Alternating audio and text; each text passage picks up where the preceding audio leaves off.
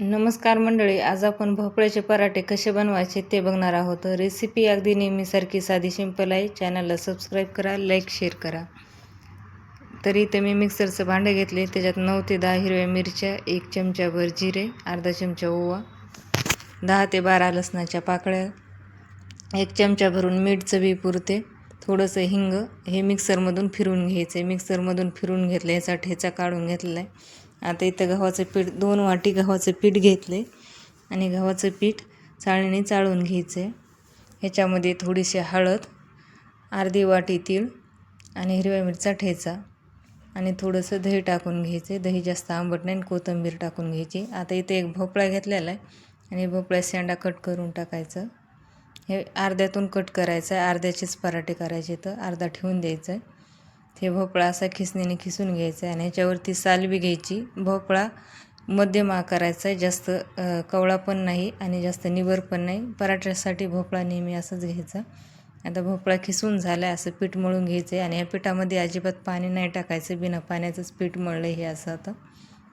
आता याचे पराठे करून घ्यायचे. तर इथं कपडा स्वच्छ धुवून घेतला, याच्यावरती पाणी टाकून घ्यायचं आहे. हे पराठ्यासाठी उंडा घ्यायचा, आपला जेवढा पराठा करायचा आहे तेवढा उंडा घ्यायचा आहे. असं एवढी साईज घेतली मी आता उंड्याची. असं गोल करून याच्यावरती थापून घ्यायचं आहे. थापता वेळेस हाताला मी तेलच लावले, ह्याच्यात पाणी घेतलं तरी चालतं पण मी तेल लावलेलं आहे. अगर तूप लावलं तरी बी चालतं आहे. हे असं करून पराठा सगळा थापून घ्यायचा.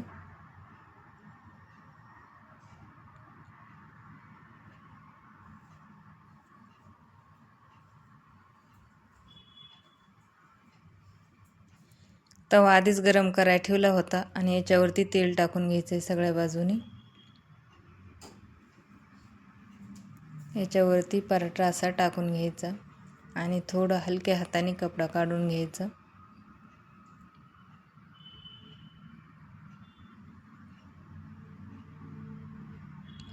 थोडासा तुटला आहे, पीठ लावलं तरी ह्याच्यावरती चालते, पण मी असंच ठेवणार आहे.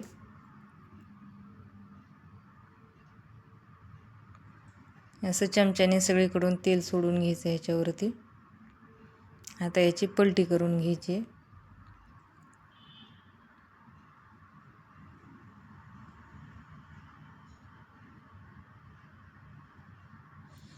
ही अशी एक बाजू ह्याची छान भाजलेली आहे.